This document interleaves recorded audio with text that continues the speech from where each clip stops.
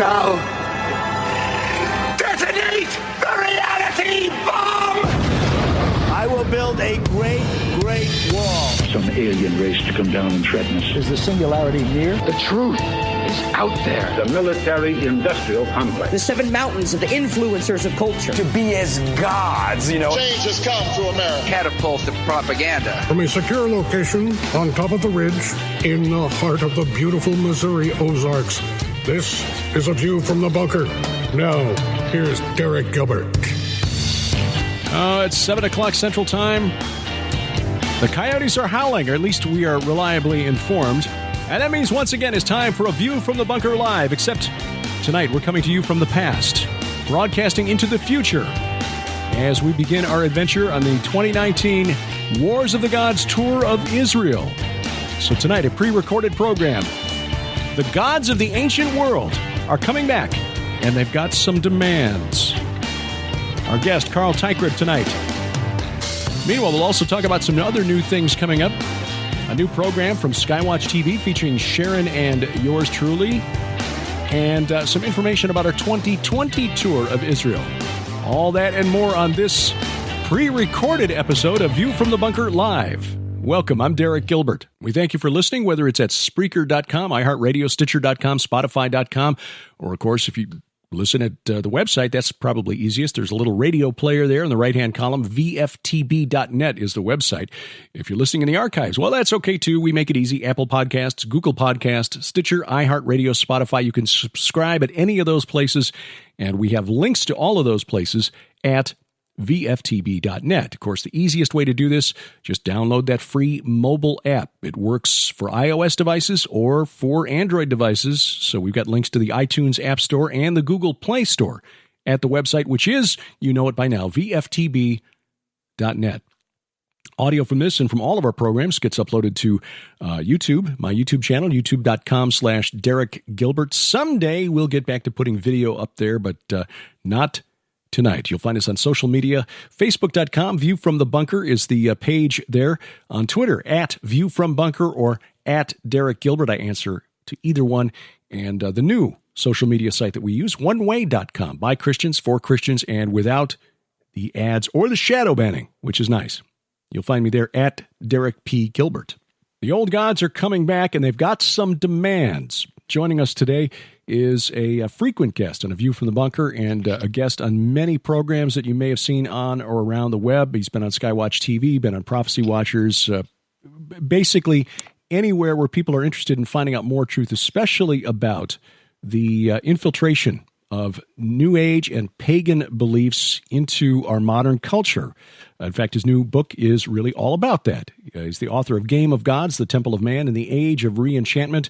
It is our honor to welcome our friend, Carl Teichrib, back to the program. Carl, good to talk with you again, brother. Absolutely, Derek. I'm looking forward to this. Thanks for having me on your program. Well, we had to talk with you after you shared some of what you experienced at a recent gathering in the upper Midwest. You actually do on-the-ground research of the type that Sharon and I and many of us rarely get out there and do. I mean, you've been at Burning Man last couple of years and witnessing there in the Burning Man, but this gathering in Minnesota that you recently attended sounds absolutely fascinating. Tell us, what was this event and what did you learn there? This was the 9th annual Paganicon, and it's part of what's known as the Pagan Pride Days and the Pagan Pride Movement. And it was a gathering of approximately 800 registered witches, Wiccans, Satanists, Luciferians, members of various Druid orders and different branches of the pagan community, including heathenism, voodooism, and the list goes on.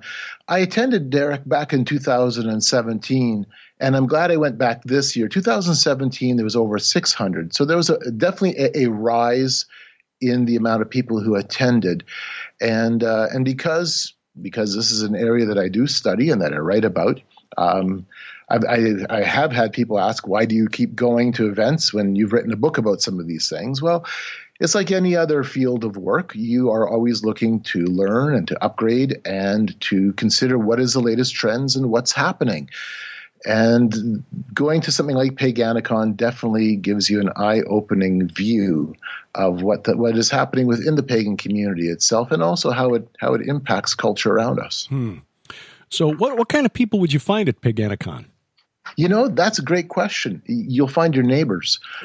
These are people that look like you and me. They are like you and me. They are like the people in your neighborhood. Sure, we had people who were all dressed up. People were wearing shirts with pentagrams, or there were people in different costumes, especially Saturday night when they had the Equinox Ball. Everybody was all costumed up. But for the most part, these are the people who you interact with. You might not even know it. They're the people in your neighborhood. They could be doctors. They could be school teachers.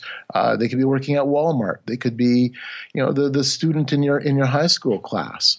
That's one thing that I think a lot of Christians need to really wrap their head around. We're not talking about a characterization of this or a stereotypical view, which the Christian community has held for a long time. No, these are not witches with hats hiding away somewhere, like maybe in a movie or something.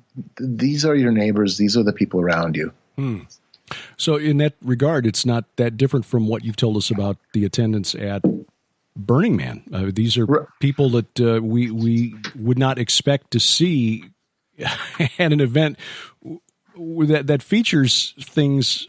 Well, I'm looking at the schedule now for Paganicon 2019. Beginning traditional witchcraft, the horned gods, a global history, blasphemy as a healing tool. Yes. It strikes me as, what is this? Baal Anat, dance of the mother goddess? Boy, Anat was not the mother goddess. She was the war goddess. These people need to get their facts together. Anyway, just not the kind of thing you'd expect to see your neighbors at. So what is it? Have pagans always been the people who we live around and we attend the PTA with? Or is there something different, something changing in our culture? Oh, there's definitely changes. Interesting changes. And I think this is imperative for us as Christians to wrap our heads around. And here's a surprise that I found out later on. There was at least one other Christian at this event he's a pastor and fairly well respected within the Twin Cities pagan community, and he was there to learn as well. And he specifically has spent time interacting and rubbing shoulders with pagans as a Christian witness, as literally being salt and light and being friends with them. Here's the thing that I found interesting in terms of the shift, because there is a shift. In one of the workshops, it was acknowledged that in the past, the Wiccan witchcraft pagan community has adopted, let's say, more of a closed door attitude. It was something kind of squirreled away somewhere, something done in the woods, something done in the, outside of public attention. Now it's all been reversed. Instead of hiding in the closet, instead of staying in the closet, it was acknowledged that the pagan community, especially in the last 20 years, has become far more open, far more diverse, and specifically has opened itself up, looking to bring people in, allowing people to come in. And so it's no longer something that is hidden away in a closet somewhere. It now takes an open approach. The idea being our arms are now open for those people who want to find us. Here we are. We will help you to become, the pagans that you really want to be, that kind of an idea. So I thought that was a really interesting shift or really interesting change because, again, the stereotypical idea that a lot of Christians have is that, this is all being done in secret somewhere. No, it's not being done in secret. In fact, Paganicon was held in a large public space. It was held in one of the larger hotels on the west side of Minneapolis.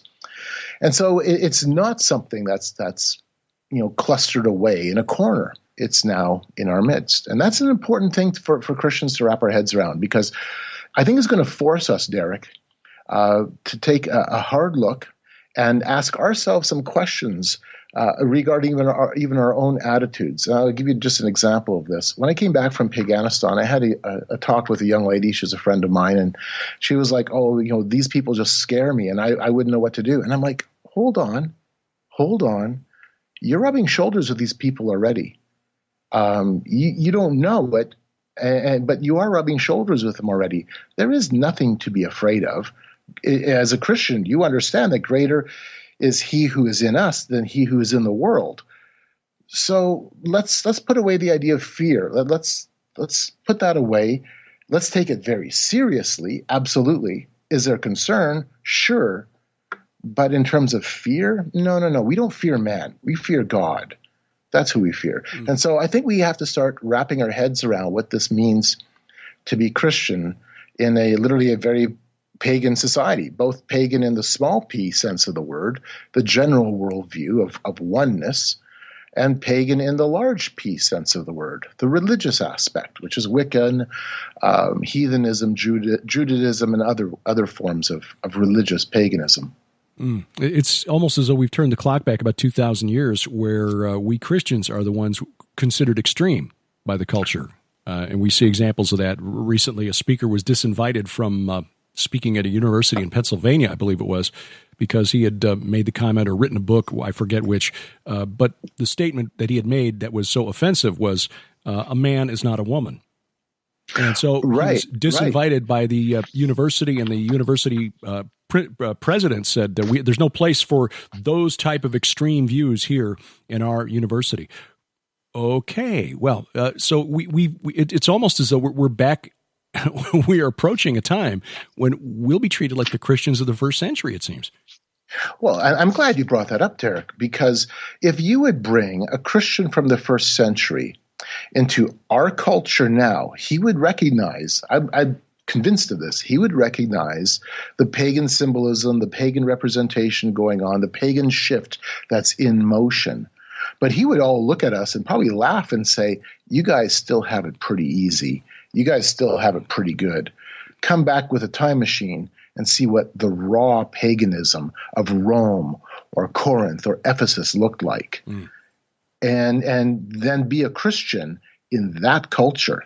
And, this is to me, it's indicative of just the times we're living in, that we indeed are looking back at the ancient beliefs, those old teachings, and we're saying no to Christianity as a culture, and we've done that. We've also said no to modernity as a culture. Secularism is on the rise, but at the same time, even secularism is looking for some form of spirituality, and they're also turning to the old ideas. And so, as a culture, we're seeing this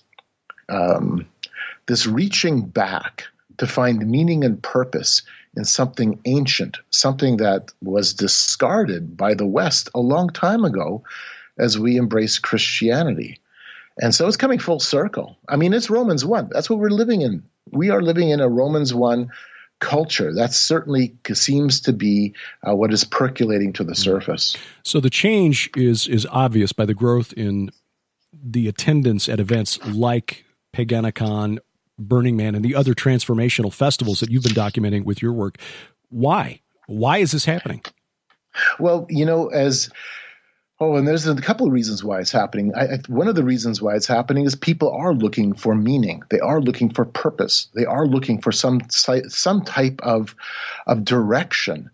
And so people are pursuing spirituality. We as a culture have discarded Christianity, and so we're going to look for something else. And what's left? I mean, what is left when you toss Christianity out the door, and when you recognize that modernity hollowed out the soul, it basically stripped the soul of any meaning. Where are you going to turn? And so the culture around us is looking for meaning. They're looking for purpose. Derek, that's the one thing that really strikes me when I go to Burning Man, which is a different type of event altogether. And if Burning Man could be anything, I would say it's like a middle-sized P for paganism. Small p paganism, of course, being the general worldview. Big P paganism being the religious expression. And this is more like the almost like a middle road between the two. because it really focuses on the self more than anything else. But even there, when you talk to people, it's very evident people are looking for meaning and purpose, and they're searching for it. I heard that out of the mouths of many people. I document that in my book, Game of Gods, where I do surveys and show, this is what people are longing for this. And I think that's one of the reasons why we see such a growth within alternative spirituality, and that being everything from Eastern philosophies to the earth worship that we have that's become politicized. And wow, the green movement is, covers the gamut, but really is very strongly centered in the ancient pagan ideals. And then all the way up to things like Wicca. There is this search, as we have discarded Christianity. There is a search for something meaningful. It's interesting that Richard Dawkins and his followers have not provided the answer, that the new atheists have not filled that hole. They're finding themselves basically shoved to the side by the neo-pagans. Right. There's even talk in the atheist community, and I've heard this when I've been at different transhumanist events, as there is a search for spirituality, even by those who would claim that they don't believe in any god or goddess or any deity or any spiritual being. But they recognize that somehow there's got to be something more than just the material. Yeah, which is why transhumanism is itself another religion. So at an event like Paganicon, and by the way, we're talking with Carl Teichrib, author of Game of Gods, here on A View from the Bunker. What sort of things would people go to? Or let me ask it this way. What were some of the more popular events as far as you could see when you attended the event? Well, Paganicon has it's loaded with different workshops. There's ceremonies, there's rituals, there's a lot of lectures and panel discussions. And so I'll just kind of walk you through some of the things I did. And there were definitely some workshops that were standing room only, and others that were a little less attended. One of the very first one I attended was a workshop entitled "The Horned Gods," and it was a global history of the horned god in his different guises and different the different cultures around him, that type of thing. And that was interesting. What was fascinating with the discussion there was the recognition that even though the culture may be destroyed, the culture that embraces the horned god may be destroyed and has been destroyed over time.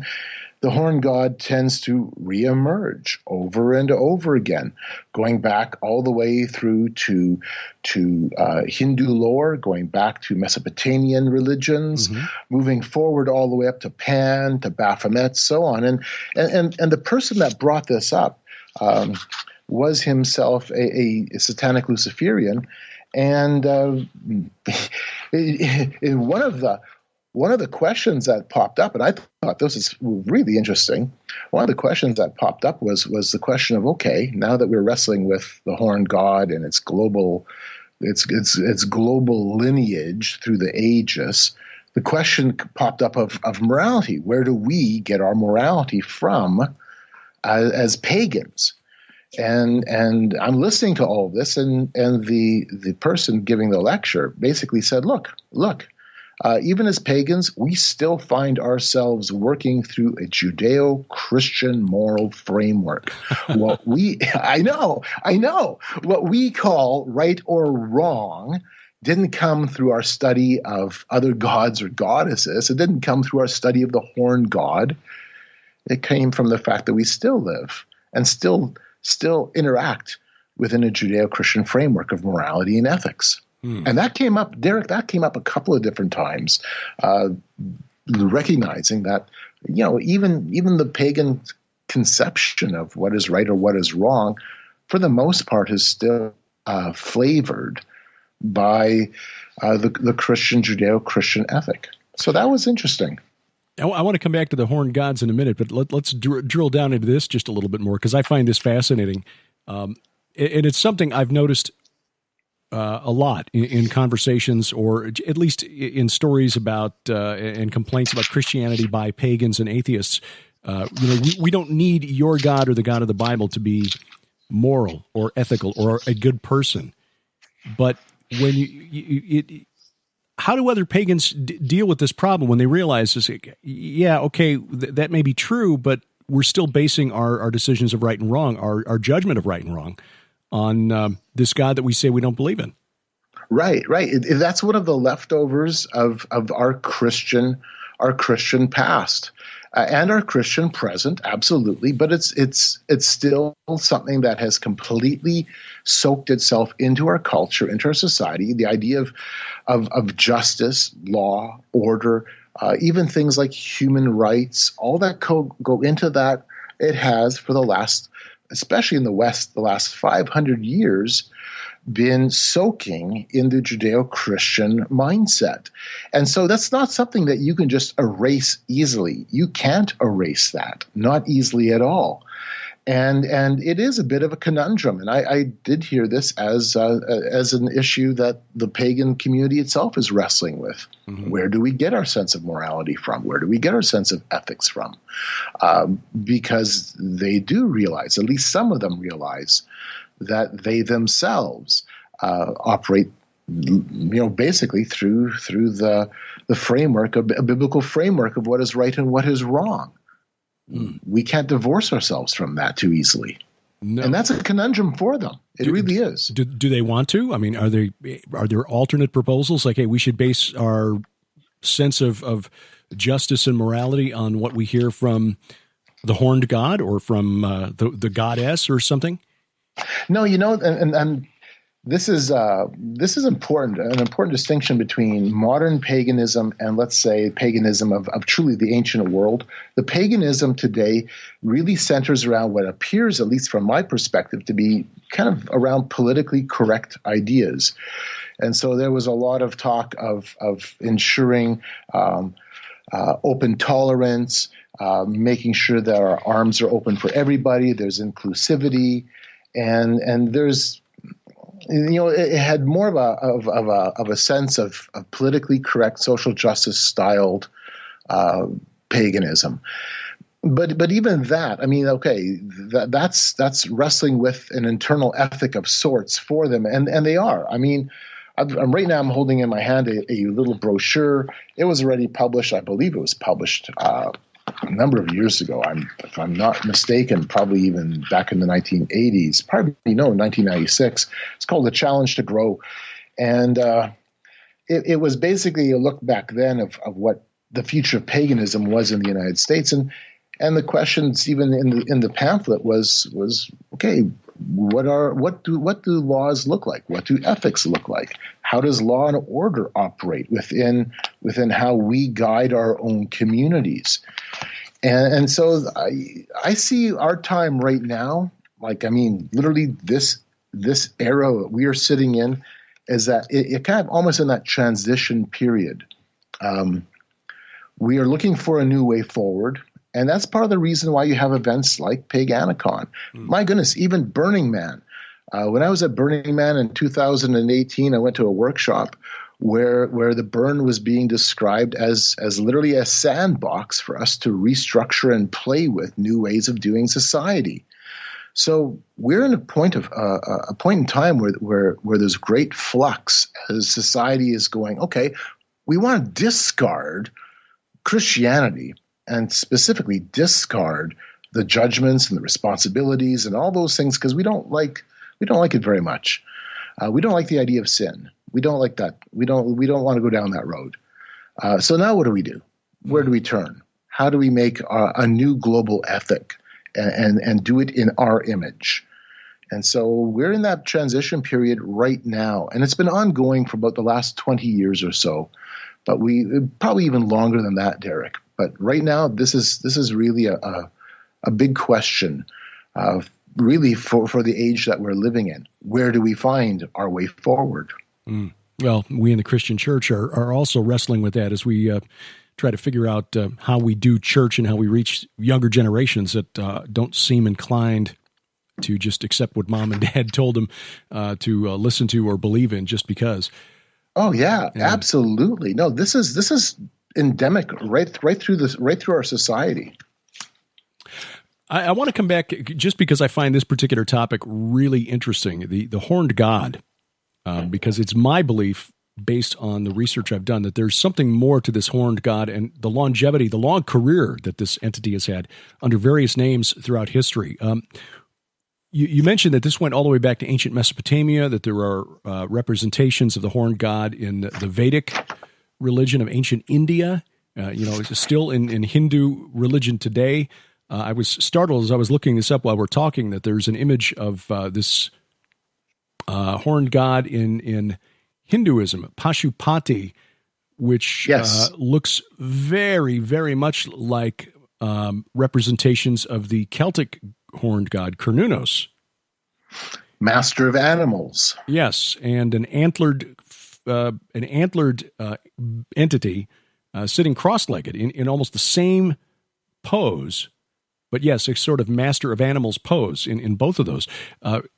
The reason I think this is fascinating, because I think there's more of a connection here to some very, very old entities than we know. And I know we won't hash this out here in the span of this podcast episode, but Cernunnos, I believe, is related to, and I believe this because I've read research indicating it, this is just me making it up because the name sounds alike, connected to the old god of the Greeks, Kronos, king of the Titans, Saturn to the Romans, but also El to the Canaanites, Enlil to the Sumerians and the Babylonians.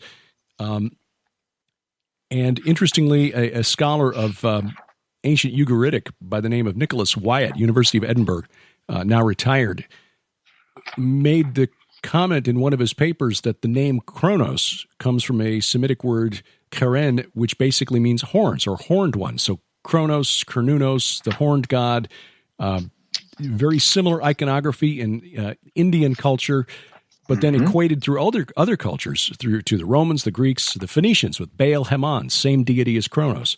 A very old entity and spread very widely. What did they say about this entity at this workshop? What did they say? What does he want? What are his powers? Well, because it was a survey. It was literally a survey of the horned god through the ages, and you know this. I when I was at this event, I was thinking of you. Because at one point, I think I took even a photo of one of the workshop titles and sent it to you. I couldn't help but think of you, Derek, because of, the book you wrote, The Last Clash of the Titans, The Great Inception, and your new one coming, Bad Moon Rising. You're going back beyond where these people are even looking and digging up really the entities behind the powers and principalities that these people claim to be connected with. And this workshop was one I know that you would have found fascinating. One of the things that struck me was the idea that to be horned is to be divine. And that was a concept that was played out a bit. That really it is the idea that we can see that there is a connection. The horned god offers this connection between the beasts and God, between nature and God, and that really the horned god is a fearsome bestial deity, a bestial connection, and that it doesn't matter in terms of what culture it's found in, it's always pointing back to that bestial connection, the god of the wild, the god of nature. It is nature personified. It is the world. What's really intriguing about this, and of course the connection to Kronos is interesting, but what's intriguing is that when you get to the name of the Titans themselves, scholars agree that the name Titans derives from the name of an ancient Amorite tribe, the Amorites, who were one of the pagan peoples around ancient Israel, and actually a lot more important than we've been taught. The Amorites basically dominated the ancient Near East during the period from Abraham to David. The Amorites dominated everything in what we today call Iraq, Syria, Jordan, Lebanon, Israel, northern Egypt, southern Turkey. That was all Amorites. Founders of Babylon, Amorites. The kings of Egypt, when the Israelites were there during the sojourn, they were Amorites who'd taken over northern Egypt. It was all Amorites. There was an ancient tribe called the Ditanu or Tidanu, and that was the etymological origin of Titan. But that name, in turn, comes from an Akkadian word Dedanu, which means aurochs. And the aurochs is an ancient form of cattle, huge cattle, extinct now. I think they went extinct in the 16th century. But the bulls stood like 6.5 foot at the shoulder. Right. They were big animals. Right. You did not mess with them. So the question then is, why did the Amorites take this animal as the totem of the tribe? Why did they name so many of their kings? Like one of the descendants of Hammurabi the Great was named Ami Detanu, which means my fathers are the Detanu, the Titans, the bulls, the aurochs, the oxen. But think about this: the cherubim in Ezekiel 1 and then Ezekiel 10, he describes them twice, and they have 4 faces. But with the difference in the way they're described, because there's a slight difference in the faces that he describes. It's in the Ezekiel 1, it's the human, eagle, ox or aurochs, bull, and lion. And the second time through, it's human, lion, eagle, and cherub. So the cherub in Ezekiel 10 is equated to the ox or bull or aurochs of Ezekiel 1, which suggests that the face of the cherubim, faces of them, were like these bulls, these aurochs. And when you look at the kings, or the palaces rather, of ancient Assyria, they've got those winged bull creatures that stood outside as guards, throne guardians. Is this a representation, possibly, of the oldest gods, well, not truly gods in the sense of part of a pantheon, but those who fell from grace, rebelled against their creator Yahweh, and presented themselves to the ancient world as gods, and now they're coming back and fooling the people again. Right. I mean, Paul described them as powers and principalities. Right. And I mean, the Bible is the guidebook or the handbook for the supernatural, because the God who is the God of the creator of the universe, the true God, the only God, because he isn't the same, and this is really important, because he's not the same as nature, he's not the same as anything created, he has to reveal himself to us, because we could never imagine this God. We could never conjure up this God out of our imagination or our visions. It requires him to literally intercede and to come to earth and reveal himself to us, because we can't make up a God that we have no reference point to. Which is really interesting, because the gods of paganism, the gods and goddesses, there's always these reference points going back to creation, back to nature, back to cycles of fertility, back to cycles in the heavenlies. There's always these connections to death, to war, to even emotions. There's always these symbolic connections and overlaps. But the God of the Bible is different. He isn't that at all. In fact, he stands outside of creation. And Isaiah chapter 40 brings that out so beautifully. In many respects, I'm using Isaiah chapter 40 now for myself as just that constant reminder that the God that we serve, the true God, the God of the universe, is outside of the universe. He is outside of matter, space, and time. And the powers and principalities that the pagan community worships are firmly planted within creation itself. Yeah. Sharon's got a really interesting concept in her series, The Red Wing Saga. She is describing them as trapped by a time lock. In other words, they are forced to live time in a linear fashion, just like we are, which may not have been the case when they were originally created, but we don't know that for a fact. But anyway, God is outside of all of that. So for him, everything is now. Every when is now. Whereas to them, they are forced and compelled to live as we do, with a beginning, a middle, and an end at some point. And they're trying to break the time lock. That's her conceptualization of their limits, which I think is a brilliant way of depicting it. That is.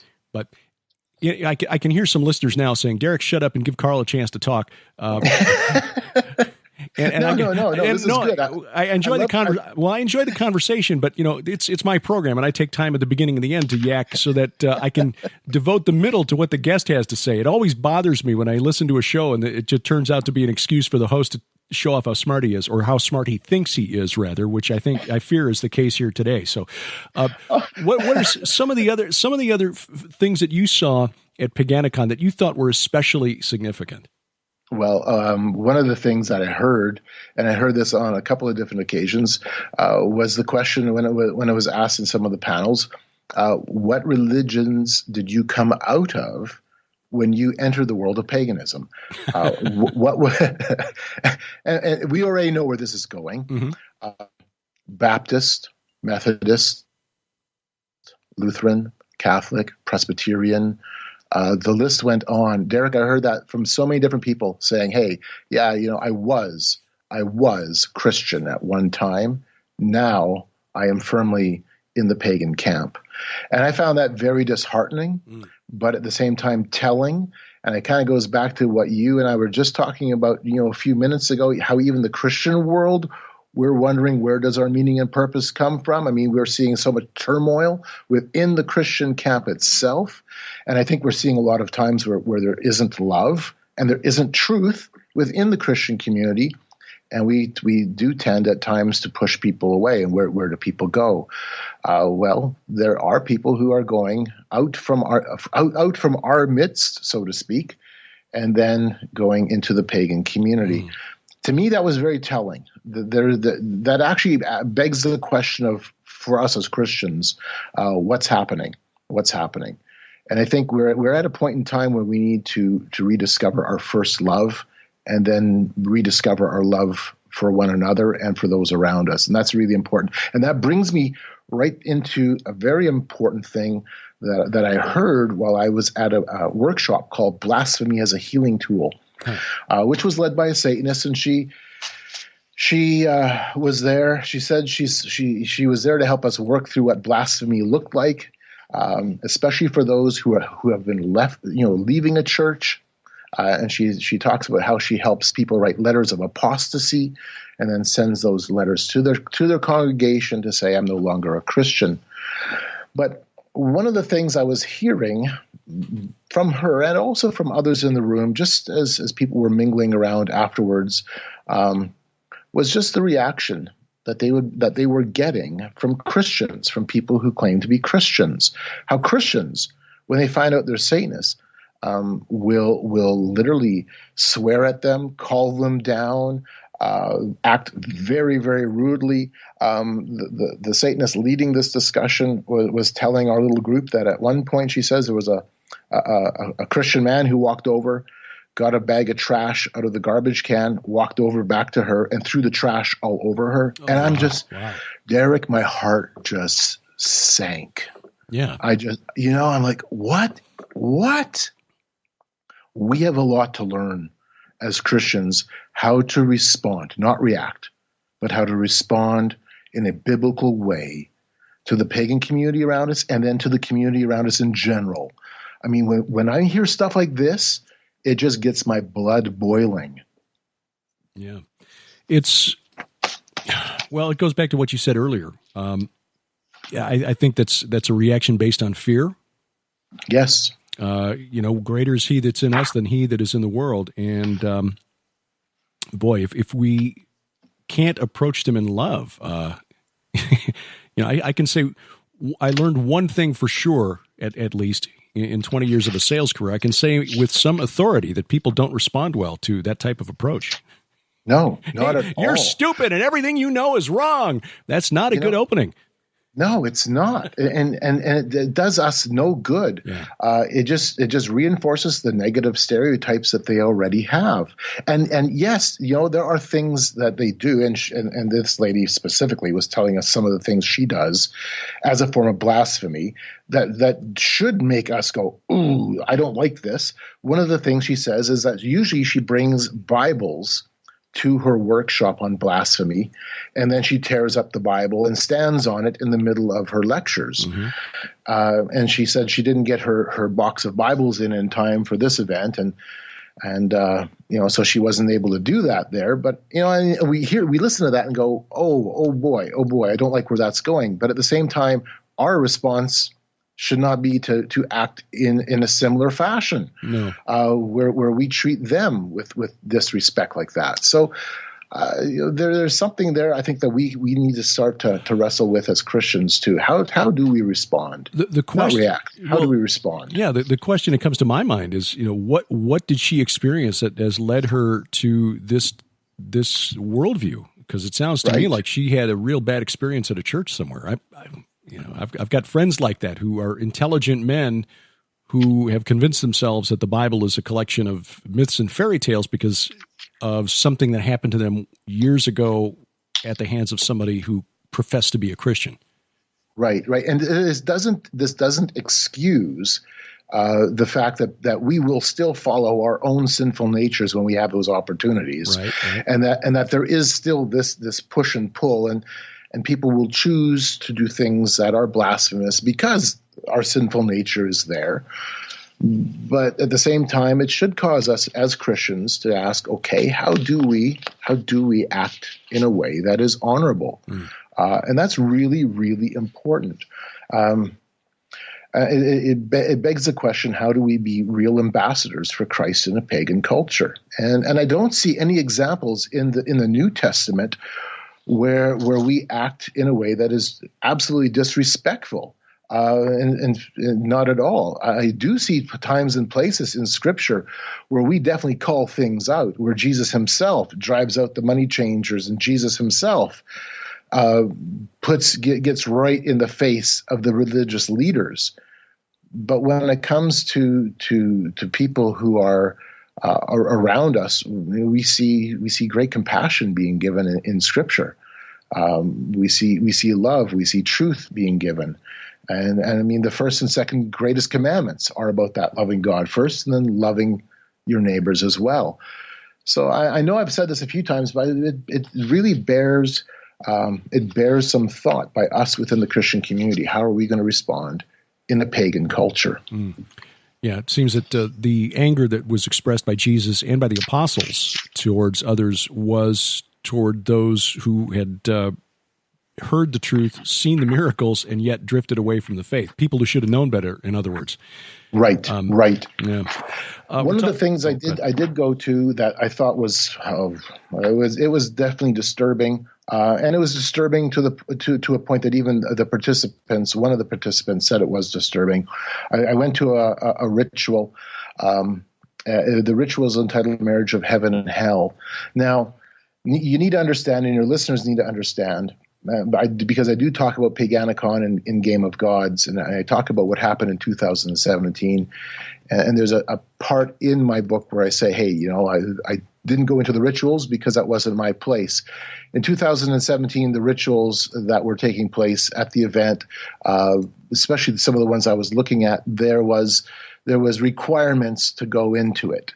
And at the Marriage of Heaven and Hell, this ritual, there wasn't. You could sit and observe. And I was interested in going to it because it's an ancient ritual where on one side of the room you have a circle of power that was drawn out by a Christian magician, by a Christian occultist, wearing his robes, what would be in essence Templar robes, with a sword inside of his circle. And then right beside him was a Satanist with his circle of power and various pieces and paraphernalia to help him through it. And then this going back and forth between the two, to the point where the magician, the so-called Christian magician, was invoking the angels and the powers and principalities to come, and doing so by calling upon the name of the Father, the Son, and the Holy Spirit, and then giving about 5 minutes of God's different names found in Scripture, and using that as his authority to conjure up the angelic realm. And then the Satanist was doing things on his side, asking that there would be entities that would assemble in front of him on the authority that he was calling on. And I definitely was very there was a sense of uneasiness. I had an uneasy feeling watching all this. Anybody could have walked into the room to watch it again. This is happening in a public place. This is happening in a hotel. Okay. But what struck me partway through, and I was praying that the entities wouldn't show up. We were told they would. And I was praying that they wouldn't show up, and nothing seemed to materialize, which I'm thankful for. Yeah, I didn't need that. I didn't want that. Good work there, Carl. Yeah, well, it wasn't me. Let me tell you. But Derek, these are one of those things where I walk away, because I have been in different situations, as you well know, that the average Christian, you don't see or you don't experience because you don't go to the events like this. But in terms of research work, yeah, you end up finding yourself in all kinds of very bizarre places sometimes, very different places. Yeah. And about 10 minutes in, the thought just hit me, and it wasn't my thought. Look, the God who stands outside of time, space, and matter, the God of Isaiah chapter 40, the God who is the creator, literally the author of life, nothing's going to happen in this room. Nothing is going to happen in this room that is beyond his control, or that he doesn't know, or that surprises him. And that at the end of the day, those principalities and powers, whether they show up or not, all bend their knees to our God. We bend to him in love. They bend in judgment. And let me tell you, there was a sense of peace, because the realization hit me. Who do we have to fear? Who do we have to fear? Now, this doesn't give us a license to go do crazy things, but who do we have to fear? Do we fear God, or do we fear creation? That's a big question. Yeah, very profound. Carl Teichrib is the author of Game of Gods, The Temple of Man and the Age of Re-enchantment. We're talking with him here on A View from the Bunker. Carl, you'd mentioned something once before, and I'd like to revisit that, because many of the gods and entities, spirits that were or are being worshipped by these pagans are named in a number of these presentations. As I look down the schedule here, I see Inanna listed, Apollo, and of course, we talked about the horn god for quite a bit. Do these pagans, do these practitioners of this religion claim that they're hearing from these entities? And if so, what message are they hearing? Oh, absolutely. Absolutely. That came out many times. And it's not just simply hearing, it is also the aspect of possession, especially within the Wiccan tradition of the drawing down the moon ritual, where the practitioner opens up him or herself, usually a her, to literally be possessed by a goddess entity. And so there was a lot of talk about the fact that, yes, indeed, these ancient entities are coming to them. They are talking to them. They are communing with them. One of the things I bring out in my book in chapter 7, where I take you into what happened at the 2017 event, was the description of how the pagan community was saying, look, the gods are basically saying, shame on you. Where are our temples? You're meeting in a hotel? In a hotel? We demand our temples. We demand our shrines. We demand our sacred spaces. And that came through in 2017 loud and clear. In this event, I heard some of that again. But definitely, I mean, these people truly believe, and I believe too, that they are contacting entities, powers and principalities. That's what we see in Scripture: powers and principalities. This is a supernatural reality. We see it also in Scripture, and we are seeing it now kind of reemerging in this new way. I went to a workshop, Derek. It was not a panel discussion, more like more of a big group discussion on entitled "Discernment for Magical Folk," which is the ability, of course, discernment to judge well. And one of the questions, because how do pagans now discern as they're working with the spirit world? Well, I've got the sheet right in front of me. One of the very first sample questions in their practicing of discernment is, first of all, who am I interacting with? Which specific goddess? Which spirit? Is it my own subconscious? Is it the dead? Who did I perform magic for? If there was a target, who was it? And the reference being here that they are actually communing with entities. Huh. Well, I have no doubt that they're hearing from something. I do too. I have no doubt about it. The question I wonder, though, is, and I've never heard either a pagan or, for that matter, someone who claims to be channeling messages from our space brothers, the Ashtar Command or whatever. How do you know they're telling you the truth? How do you know they're not just lying to you? And I know. Is that a question that you've ever posed to any of these folks? And if so, what did they answer? Well, actually, in that workshop on discernment, that question came up. One of the questions was, how do we trust? What qualifies trust? What allows trust to take shape as they are working with familiar spirits? And they didn't have a litmus test the way the Bible does. The Bible has some very, very clear tests when all of a sudden there is an encounter with the teachings of a demonic entity, or the teachings or the encounter of some type of spiritual entity. There are very clear tests. Now, in the pagan world, those tests aren't always there.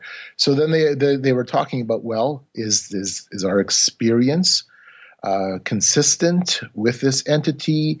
What is our tradition with this entity? What is our personal interaction? How has that been displayed? I'm going, okay, so you're talking as if it's somehow a trusted friend, but you don't really know. You think it has your best intentions at heart. But I think you're being played. Yeah. Well, that's my sense too. And it's interesting that people who present themselves as so wise and spiritually aware are such novices, not so naive when it comes to dealing with these entities. Oh, wait, hey, this one looks pretty. Must be a good one. But even Satan can appear as an angel of light. Right, exactly. And that was the one thing, too, that came up, was that these entities are coming to them. That sometimes those entities will literally choose them and call them out to follow them. So, yeah, there's some – I know for a lot of Christians listening to this, they're going to be going, this really makes me feel uneasy, and that's okay. That is okay. We are living in an age. If you want to feel uneasy, just spend some time on the web, on social media, watching the news, whatever. You can't help but realize that we are living in a different time than we were even 20 or 30 years ago. And so I think that one of the things going to an event like this, it just reinforces and literally demands that we as Christians sit up, take notice, and take our faith, number one, seriously, and then number two, begin to think through how are we going to act as Christians in a world that is pagan, because that's the direction we certainly seem to be going. Yeah. And if it's not overtly pagan, as overtly as I went to here at Paganicon, it's pagan, at least in how it shapes itself out around us in all kinds of myriad of ways, including all the way into politics. So we can't escape it. We can't run away from it. We can't hide our heads in the sand. When we hide our heads in the sand and claim that ignorance is bliss, we're in a dangerous place. Yeah. One final question, and again, this is just curiosity on my part.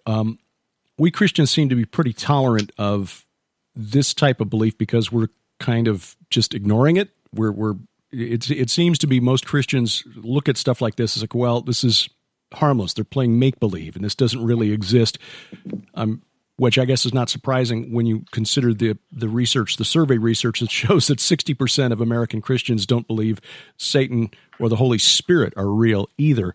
But I wonder, knowing that Minneapolis, St. Paul, where this event took place, has a large and growing Islamic community, most from Somalia. I mean, that's the area represented by Ilhan Omar in the U.S. Congress. How do Muslims feel about having these pagan people wandering around their city? That's a good question. I don't know. That would definitely be an interesting thing to pursue, even in terms of doing social surveys or something to that effect within the Muslim community. But yeah, that's a really interesting question, Derek, and I don't have an answer to that. Well, Carl, your book again, Game of Gods, The Temple of Man in the Age of Re-enchantment. Just briefly, what would you hope that readers of that book would take away, especially in light of what we just discussed here? Well, I wrote the book over a period of a number of years, and the research draws from like 25 years or so, almost 25 years of work. But the real hope in putting all of this together, putting this survey together, is that people will recognize and people will be informed as to how fast our world is changing around us. I'm hoping it will, in some respects, shock us out of our apathy. And in many ways, really, the book is about how humanity has three great desires: to be as God, to be masters of meaning and destiny, to build heaven on earth. And that's really what the story of Game of Gods is all about. But it's more than just simply a book to inform you, though it is a book that informs you. I've had great feedback from people who have taken the time to go through the book. It does more than inform you. It asks, part of it is it prompts you to ask yourself the question, how do we respond as ambassadors for Christ? And the last chapter really brings that home, as it really causes us to look at, okay, these world things are happening. These world changes are taking shape. We're living in an age where change is being forced upon us some way or another. It's happening. How now do we be salt and light in that kind of a culture? And that's really important. I mean, none of this should just be because we're interested only.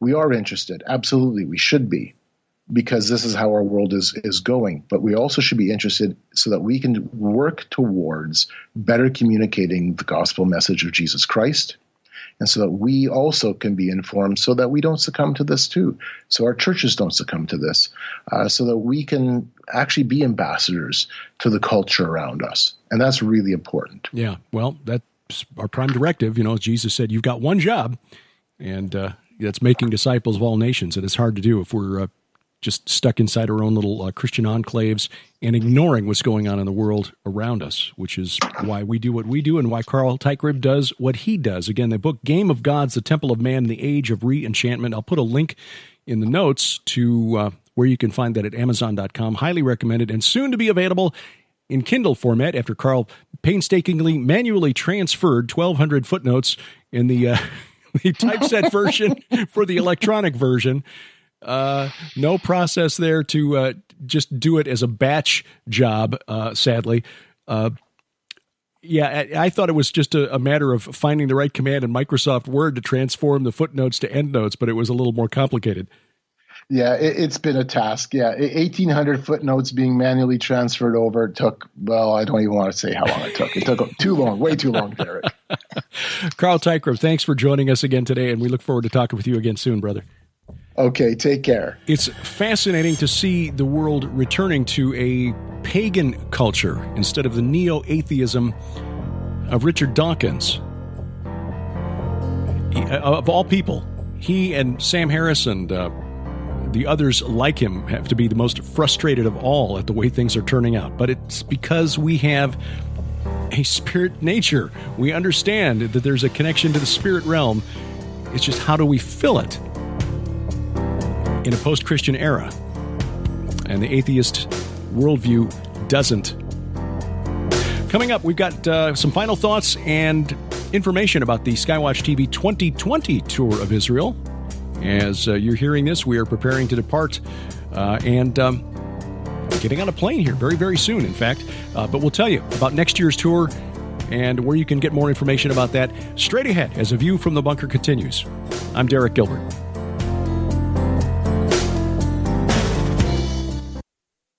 Jack the Ripper's dark deeds actually began long before 1888. And it wasn't a mere man who committed the crimes, but a demon in league with devilish men, a group of men called Red Wing. Only one small group of valiant men and women stand against this evil, a group that place their faith in Christ alone, and they protect a secret of blood that Red Wing hopes to use to usher in the reign of Antichrist and the end of day. Red Wing is called Red Wing because they want to kill the church. They want to forever stop Christ from coming back. So it's the Holy Spirit, the dove, with a murdered, has been slain, a wounded dove. Ultimately, we still have to remember that the one who is in control is God Almighty, and we have to go to Him, and we have to suit up every time we go out. The Red Wing Saga by Sharon Gilbert. Book 1. Blood Lies. Book 2. Blood Rights. Book 3. The Blood is the Life. Book 4. Realms of Stone. And now available Book 5. Realms of Fire. Available at SkyWatchTVstore.com. Paperback and Kindle at Amazon.com. Characters you'll love and a story you can't put down. The Red Wing Saga by Sharon Gilbert. Shall we begin?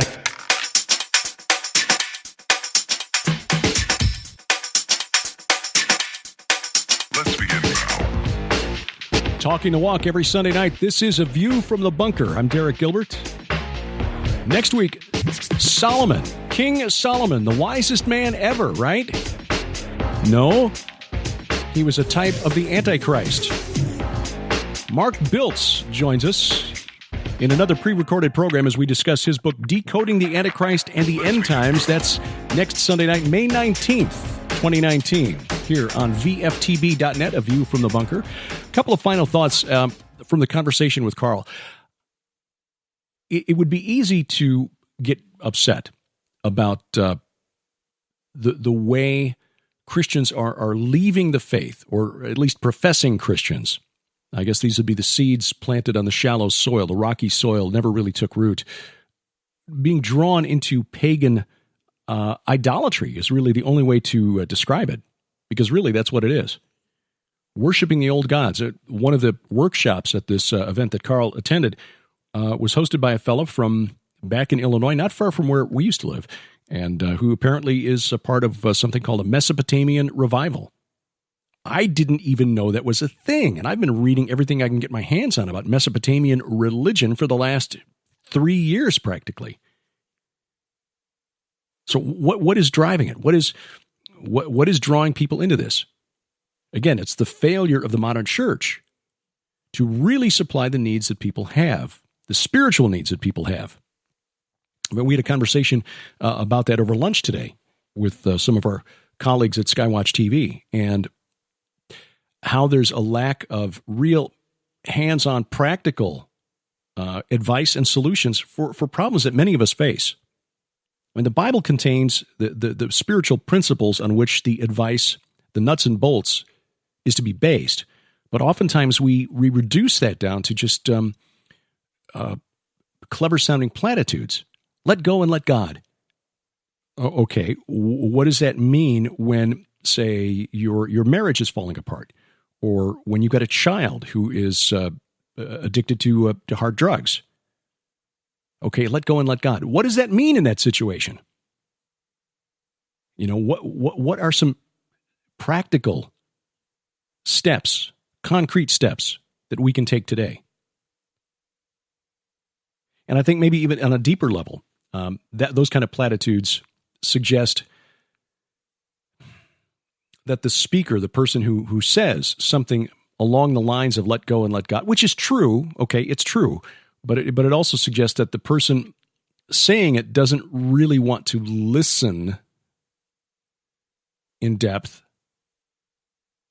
commiserate, and love you and offer help. Okay, yes, I understand you're going through a tough time. You just need to let go and let God.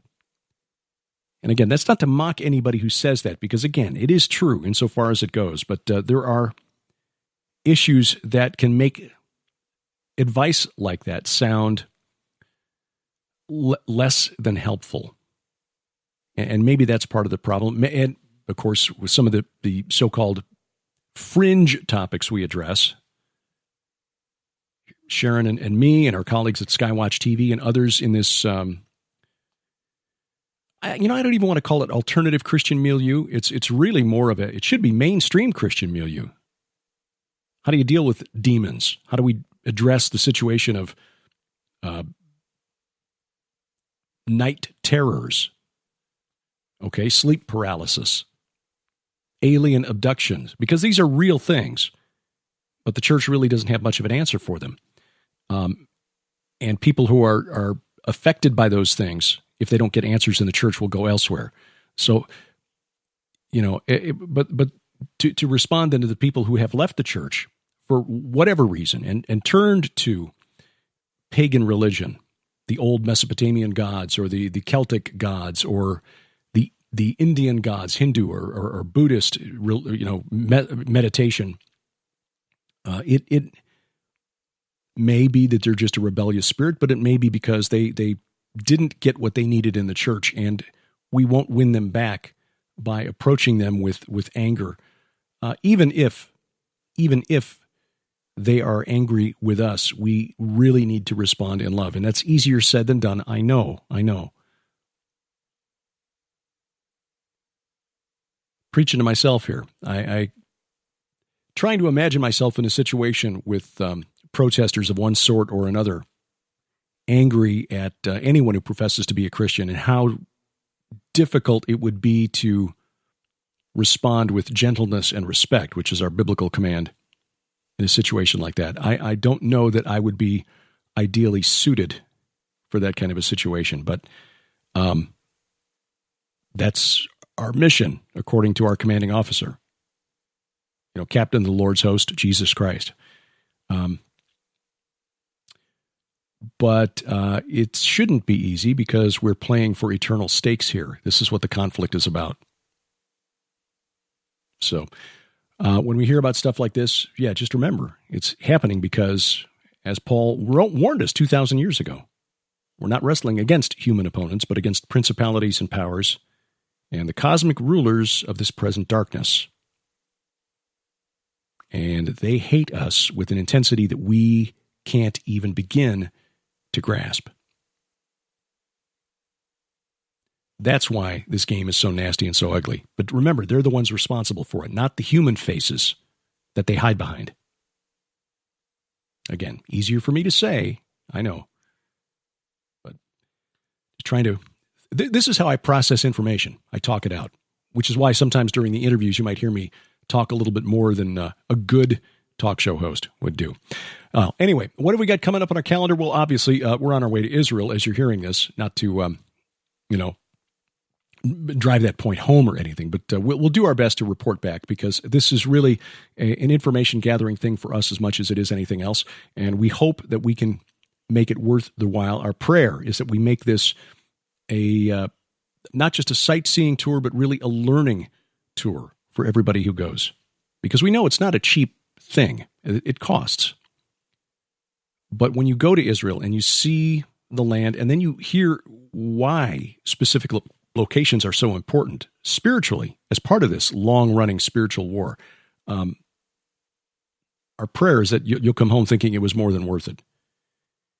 And so Sharon and I know Pastor Carl Gallup's Messianic Rabbi Zev Porat have been preparing for this for a while to make sure that we take full advantage of each stop along the tour. And we'll do the same again in 2020.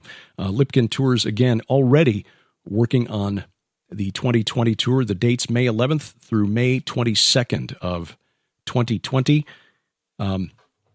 We don't have information yet about, any firm plans yet on other special guests who may go with us next year. Got a couple of invitations out. We'll see how things transpire.